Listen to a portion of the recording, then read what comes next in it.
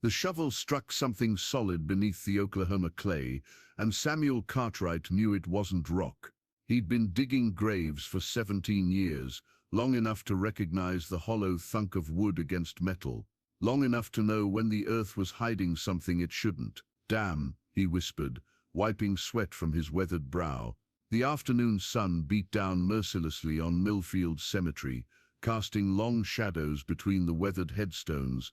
Mrs. Henderson's burial was scheduled for tomorrow morning, and here he was, 3 feet down, hitting what felt like iron. Samuel climbed out of the half-dug grave and circled it, studying the disturbed earth. This plot had been empty when he'd checked the cemetery records. Empty for 20 years, according to the ledger. But the soil told a different story.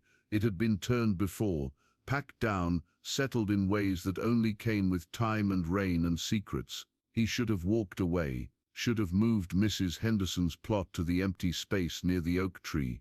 But something in the way the metal had rung beneath his shovel, something desperate and final, made him reach for the lantern hanging from his wagon. The flame flickered to life, casting dancing shadows across the grave walls as Samuel lowered himself back into the hole. 3 more careful scrapes with the shovel revealed the corner of a rusted cross, crude iron, hand-forged, the kind a man might hammer out in his barn when the town blacksmith asked too many questions. Samuel's breath caught in his throat.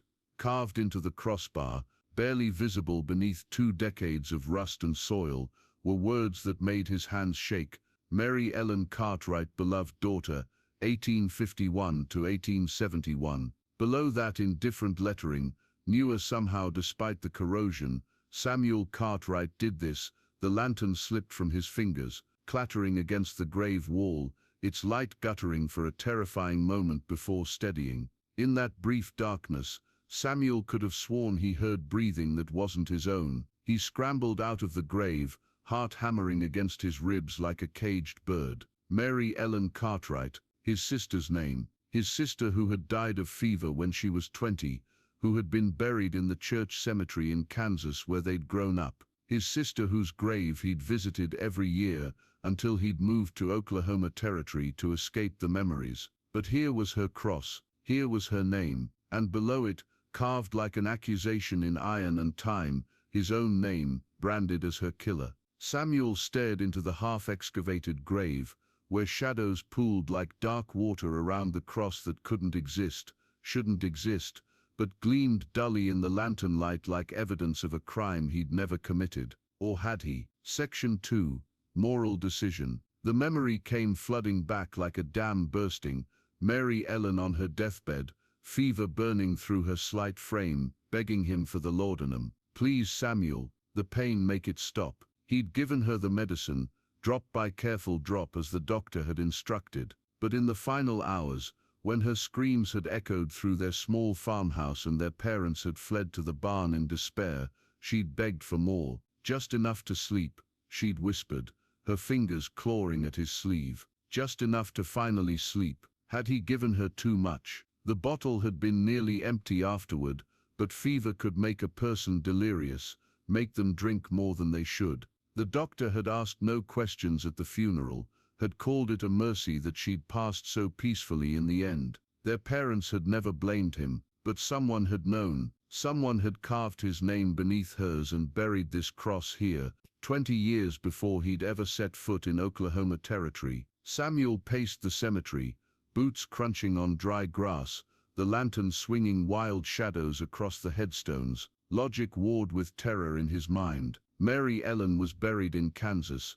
He'd seen her lowered into the ground, had thrown the first handful of dirt onto her coffin. This cross was impossible, a cruel hoax, some elaborate revenge for a crime that existed only in his guilty conscience. But who else knew about the laudanum, about the way she'd begged, about the weight of that decision that had haunted him through 2 decades of sleepless nights? The sound of approaching hoofbeats made him freeze. 3 riders crested the hill at the edge of town, moving at an easy lope toward the cemetery. Samuel doused the lantern quickly, pressing himself behind a large monument as the riders drew closer. "Cemetery's as good a place as any to camp," one of them said, his voice carrying across the still evening air. Folks tend to leave the dead alone, unless the dead don't want to stay buried, another replied, and there was something in his tone that made Samuel's blood turn to ice water. The riders dismounted near the cemetery gate, their spurs jingling softly as they moved among the headstones. Samuel crouched lower, heart hammering, as one of them approached the fresh grave, Mrs. Henderson's grave, where the cross lay exposed in the excavated earth. "Well, well," the man murmured, striking a match to illuminate the scene. "Looks like somebody found what they were looking for." Samuel recognized the voice now. Jake Morrison, a bounty hunter who'd been asking questions around town for the past week. Questions about a man named Samuel Cartwright, wanted for the murder of his sister 20 years ago in Kansas. Questions Samuel had thought he'd escaped by changing his name and moving west. The match flared brighter, and in its light, Samuel saw Morrison's weathered face split into a predatory grin as he read the cross. "Samuel Cartwright," he called into the darkness, his voice echoing off the headstones. "I know you're here, and I know what you did." Section 3. Danger arrives. Samuel's breath came in shallow gasps as he pressed himself deeper into the shadow of the monument. The carved angel above him seemed to watch with stone eyes as Morrison's partners spread out through the cemetery, their boots crunching deliberately on the gravel paths. 20 years is a long time to run, Morrison continued, his voice conversational, but carrying easily in the still air. Long time to live with blood on your hands. But Mary Ellen's been waiting patient-like. Haven't you, darling? The bounty hunter crouched beside the grave, running his fingers along the rusted cross. Funny thing about guilt, Cartwright. It has a way of following a man, no matter how far he travels, no matter what name he takes. Samuel's mind raced. How had they found him? He'd been careful, had built a quiet life as the town grave digger, kept to himself, never caused trouble, but apparently careful wasn't careful enough. You know what's really interesting? Morrison stood, dusting dirt from his hands. This cross, been here a long time according to the corrosion, but you only arrived in Millfield 5 years ago. Makes a man wonder who buried it, and why. One of Morrison's partners, a lean man with silver hair, appeared around a headstone 20 yards from Samuel's hiding place. "Jake, you need to see this." Samuel risked a glance as Morrison joined his partner near the cemetery's eastern edge. They were examining another grave, this one clearly old, its headstone weathered and tilted. Margaret Morrison, the silver-haired man read aloud, "Beloved wife, 1849 to 1870. Jake, this is your, I know what it is." Morrison's voice had got flat, dangerous. He struck another match, and Samuel saw his face had lost all trace of the predatory satisfaction from moments before. Someone's been real busy in this cemetery, real busy playing games with the dead. The third member of Morrison's group, a younger man with nervous eyes, called from near the cemetery gate. "Jake, we got company. Riders coming up from town." Samuel's heart leaped. Sheriff Williams made evening rounds, checking on the businesses before heading home. If he could somehow signal the sheriff, maybe. "That'll be the sheriff," Morrison said, his voice regaining its cold confidence. "Perfect timing. We'll let him know we found his grave digger, and what kind of man he's been harboring." The sound of approaching hoofbeats grew louder, accompanied by the jingling of badge and spurs that Samuel knew belonged to Sheriff Williams. But as the rider crested the hill, Samuel realized his mistake. The silhouette was wrong. Too tall, too broad. This wasn't the sheriff. The newcomer dismounted at the cemetery gate, and Morrison stepped forward to meet him. "Evening, friend. You picked an interesting night for a ride." "Did I?" The stranger's voice was deep, measured, with an accent Samuel couldn't place. "I was looking for someone, a grave digger named Samuel Cartwright." Samuel's blood turned to ice. Another bounty hunter. He was surrounded, trapped between the hunters and whoever this new threat might be. But Morrison seemed just as surprised. "Well now, that's convenient. We're looking for the same man. Though I'm wondering why a stranger would be." The newcomer's laugh cut through the night air like a blade. "Stranger, Mr. Morrison, I'm hurt. Though I suppose 20 years changes a man's appearance." Morrison stepped back, his hand moving instinctively toward his gun. "Who are you?" "Someone who knows the truth about that cross you found, about Mary Ellen Cartwright, about who really killed her, and why someone's been very anxious to pin the blame on her brother." The stranger moved closer, and moonlight caught his features. Samuel's world tilted sideways as he recognized the face, older, scarred, but unmistakable. Dr. Marcus Webb, the doctor who had treated Mary Ellen during her final illness, the doctor who had declared her death a mercy, the doctor Samuel had thought was dead. Section 4, Human Connection. "Surprised to see me, Morrison." Dr. Webb's voice carried a weight of years and carefully nursed grievances. "You should be, considering you left me for dead in that Kansas jail 20 years ago."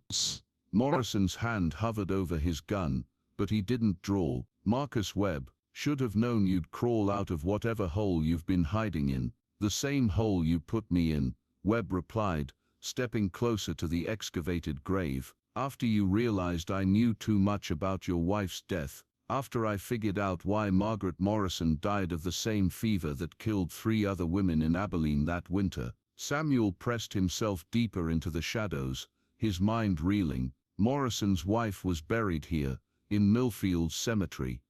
The same cemetery where Mary Ellen's cross had been hidden for 20 years. "You were always too smart for your own good, Doc," Morrison said, but his voice had lost its earlier confidence. "Too curious about things that weren't your business." "Poison was my business," Webb replied coldly, "especially when someone was using it to murder inconvenient wives and blaming their deaths on fever." "Mary Ellen Cartwright was your mistake, Morrison. She was supposed to die quiet-like, just another tragic case of consumption. But she fought the poison longer than you expected. Long enough to see your face, long enough to tell her brother about the stranger who'd visited her when Samuel was in town buying supplies." The pieces clicked together in Samuel's mind with sickening clarity. Morrison had killed Mary Ellen, not Samuel with his desperate mercy, but Morrison with calculated murder. But why? As if reading his thoughts, Webb continued.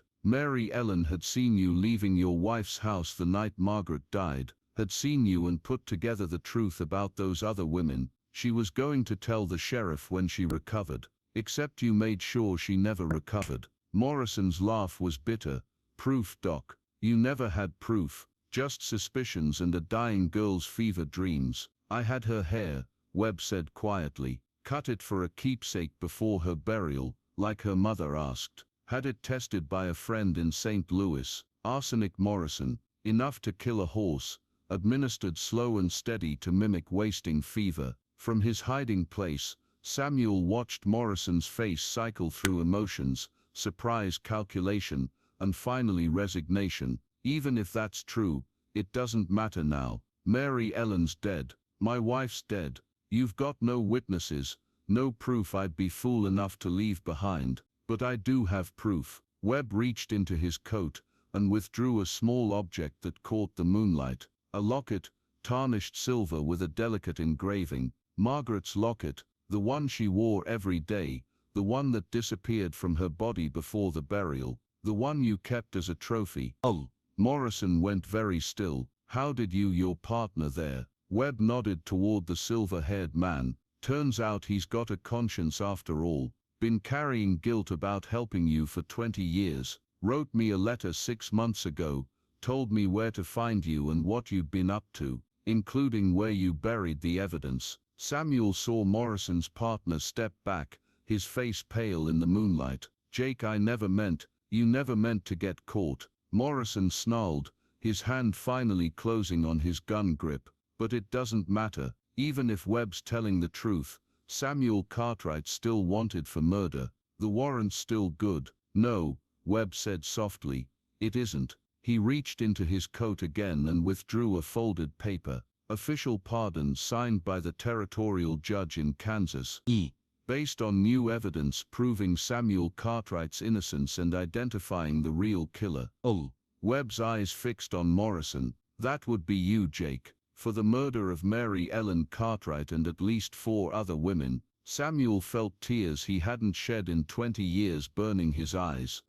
"Vindication," After 2 decades of guilt and running and sleepless nights where Mary Ellen's face haunted his dreams. But Morrison wasn't finished. Even if that's all true, Webb, you're forgetting something important. His gun cleared leather with practiced speed. Dead men can't testify. Section 5, full resolution plus epilogue. The gunshot echoed across the cemetery like thunder, sending a flock of crows exploding from the oak tree in a chaos of wings and harsh cries. But it wasn't Webb who fell. Oh! Morrison staggered backward, clutching his shoulder, his gun spinning away into the darkness. Behind him, Sheriff Williams stepped out from behind a monument, smoking rifle in his hands. "Evening, Doc," the sheriff said calmly. "Got your telegram this afternoon. Figured you might need some backup." Samuel rose from behind his hiding place, legs shaking, as the full scope of the trap became clear. Oh! Webb had planned this carefully. The telegram to the sheriff, the locket as evidence, even knowing that Morrison would be drawn to the cemetery by the exposed cross. "How long have you known?" Samuel asked, his voice hoarse. Webb holstered the gun he'd never actually drawn. "About Morrison. Since the night Mary Ellen died. She whispered his name to me before the end, described him perfectly, but I had no proof, and he had the sheriff in Abilene in his pocket. When I tried to investigate, Morrison had me arrested on trumped-up charges, then arranged for me to escape and disappear." Sheriff Williams was binding Morrison's wound with professional efficiency, while his deputies, Samuel now realized the other bounty hunters were actually lawmen, secured the prisoner.